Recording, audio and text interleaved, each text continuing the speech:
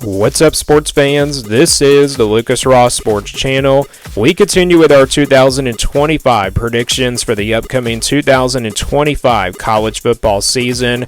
Up next is the Virginia Tech Hokies. Virginia Tech, a team that is coming off quite a disappointing year last year, in my opinion. And when I say quite disappointing, this is a team last year that I was kind of predicting that I think would be like a dark horse team in the ACC, and also a team that possibly could make it to the ACC championship. I didn't want to go that far with them, but they had a schedule that set up pretty well for them last year, but it just did not happen that way. Virginia Tech just finished the season not really where they were expected to be. So yeah, Virginia Tech for this year, for 2025, my thoughts on this team before we get into their prediction. I mean, everywhere on the roster it looks like it's just pretty average. Let's be honest. This will be a team that's not going to be quite as good as I think as they were from last year. They had so much experience last year, but obviously they lost that experience from last season. I don't think they're going to be a bad team. They'll be a solid team. They'll be a team that can really contend for a bowl game at best. You got Kyron Drones back at quarterback, a veteran experienced guy. Yeah, that's the good news there, but everywhere else is just pretty average and pretty solid on both sides of the football. So let's now get to the schedule for this Virginia Tech team. Again, they were 6-7 last year in 2024, so let's go game by game and I'll give you my official prediction for this Virginia Tech team for 2025. And of course, they'll open things up with South Carolina here in Atlanta on a Sunday afternoon on August 31st. So yeah, when I say Sunday afternoon, this is a Sunday afternoon kickoff. It's at 3 o'clock Eastern time. There's a couple of games coming up on that Sunday, August 31st, the day before Labor Day, obviously, and this is one of those games that will be an early kickoff time. You look at this South Carolina team, I think they're going to be pretty good this year. You know, you got Lenore Sellers, that is a dangerous runner at running the football as a quarterback, and then you got a pretty good South Carolina defense that Virginia Tech is going to have a pretty tough time going up against. This is one of those games where I feel like South Carolina is definitely the better team. You know, I feel like Virginia Tech is just not going to have a pretty big shot here to pull off a huge win to open up the season. But yeah, South Carolina team that I'm pretty high on. You know, I'm not really very high on them to like make a playoff, appearance and everything. But this is a South Carolina team that will be really good at running the football. They're going to be really dangerous on defense, in my opinion. I think this is one of those games where it's competitive in the first half, but second half, I think South Carolina is probably going to pull away. So I'm going to go Gamecocks in this one, and I got to go with South Carolina to get the win here. So I got Virginia Tech losing their opening game of the season in Atlanta against South Carolina. That's going to put them at 0-1 to start out the year. But then after that, they play another SEC team in Vanderbilt on September 6th. This will be a home game here for Virginia Tech. Obviously, I think Vanderbilt last year was the team that kind of gave Virginia Tech the high expectations. They were not there for them last year. And I think after Virginia Tech lost that game, this team ended up being quite disappointing. Vanderbilt, obviously, the rest of the way, they were a pretty solid team and a very surprising team, to say the least. So yeah, Vanderbilt's a team that kind of ruined Virginia Tech's high expectations last year. This year, the Hokies, they do get them at home. Vanderbilt's going to be a team that's going to be really good at running the football with Diego Pavia. Diego Pavia gave so many problems to this Virginia Tech defense last year. I think it's kind of the same story, but I think Virginia Tech playing at home, they'll come in fired up for this one. They'll come in pretty angry, especially after losing to probably the worst team in the SEC that was expected last year. They will come in fired up. They're playing at home. The crowd will be really fired up for this one, and I saw that it's going to be a 7 o'clock kickoff, and I think it's going to be probably nighttime by the time this game is over, and that's where the crowd can get really loud. So yeah, I think Virginia Tech, they do bounce back after the loss to South Carolina. I think they're going to probably split between these two SEC non-conference games. I think they'll beat Vanderbilt but lose to South Carolina, but I think Virginia Tech does bounce back. They beat Vanderbilt here at home, and I got this team now improving to 1-1. And then I also got them beating Old Dominion and Watford here on September 13th and September 20th. So that's going to put them now at 3-1.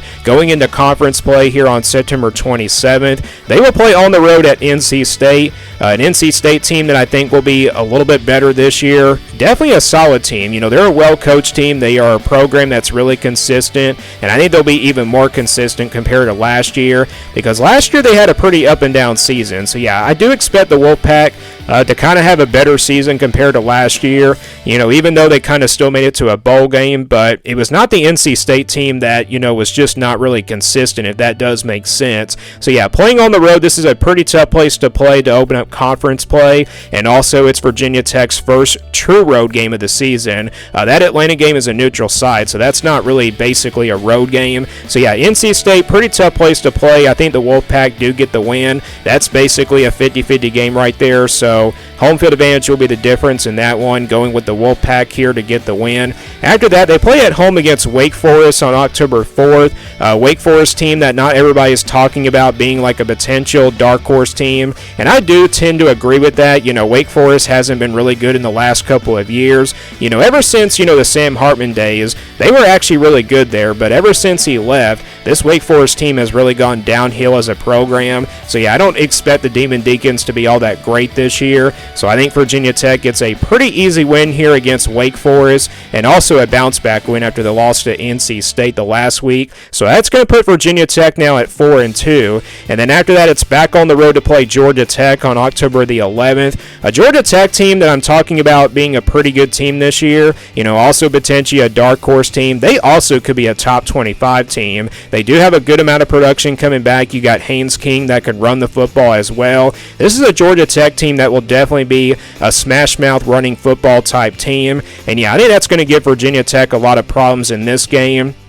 I do expect a competitive game, though, between these two teams, but Haynes King is a quarterback that I do trust a lot more than Kyron Drones, so I'm going to say that Georgia Tech does get the win just because I do trust Haynes King a lot more at quarterback. But I think it will be a close game. I'm going to go with the Yellow Jackets, though, to get the win. That's going to give Virginia Tech their third loss of the season. That's going to put them at 4-3. And then they finally get their first bye week before playing a Friday night game against Cal on October 24th. So they play, games from August 31st all the way to October 11th, and they finally get that first bye week. That's a really long time to go, before playing a first bye week and everything. Yeah, you look at this Cal team, they lost their starting quarterback from last year. I mean, that could be a concern here for this California team. I mean, they'll be a solid team, don't get me wrong, but I think Virginia Tech playing at home, they do bounce back after the loss to Georgia Tech. Again, I wouldn't be surprised if California did win this game, but I think Virginia Tech does get the win here, so I'm going to say that Virginia Tech does beat Cal here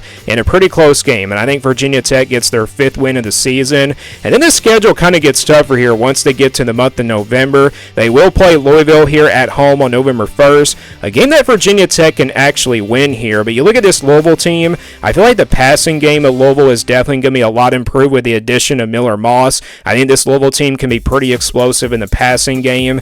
They added a bunch of pieces in the transfer portal, so yeah, I like this Louisville team a lot. I think they are potentially a dark horse team in the ACC. Wouldn't really call them a top contender, but they probably could be up there. So yeah, even at home, I think Virginia Tech is competitive. They do bring this one in the fourth quarter, but I think Miller Moss makes a big play late in this game, and I think Virginia Tech will come up just short of pulling off a big upset. But that's a game that Virginia Tech can absolutely win because it's in the month of November, and upsets do happen all the time. But I got Virginia Tech losing that game. That's going to put them at 5-4. They get their second bye week before playing at Florida State on November 15th. A Florida State team that's trying to turn things around after a disappointing year last year. They got Gus Malzahn taking over the offensive coordinator job. And I think the passing attack could be a little bit better, this year for the Seminoles. I'm not saying this team is going to be a contender in the ACC or potentially a dark horse team. They'll be right there around like where Virginia Tech is, around 6 or 7 wins. So I think this will be a competitive game. It probably can come down to the wire. I think the bye week also kind of gives Virginia Tech a shot here.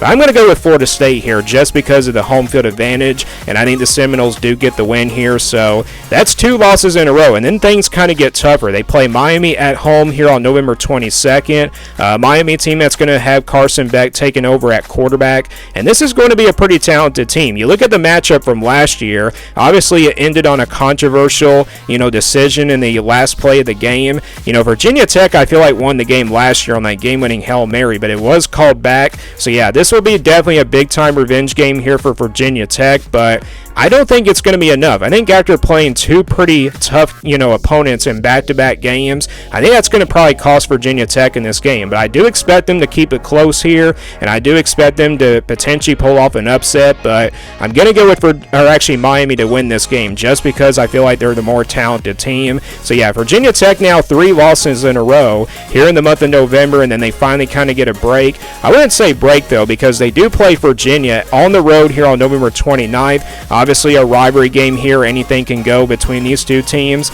But you look at this Virginia team, kind of similar to Wake Forest, they just haven't been able to turn things around, and they haven't really had a winning season in the last few years either. So yeah, Virginia is a team that can definitely improve this year, but I don't think it's going to be quite improved enough. I look at the two rosters, Virginia Tech on paper looks like the better roster, and also I do trust Kyron Drones to kind of step up big in this one. And also I think Virginia Tech, with them, you know, potentially losing, they could probably lose to make it to a bowl game. I think they come in for this one and they definitely make it to a bowl game, and I think that will definitely, be the, potential motivation here for Virginia Tech at the end of this game. And I think they beat Virginia here on the road in the rivalry game on November 29th. So I got this Virginia Tech team finishing 6-6. Again, a team that's going to be pretty solid. They could be right there around 6 or 7 wins, but you look at the schedule, they do have a potential shot here to pull off a couple of big upsets, especially at home in those games against Louisville or Miami.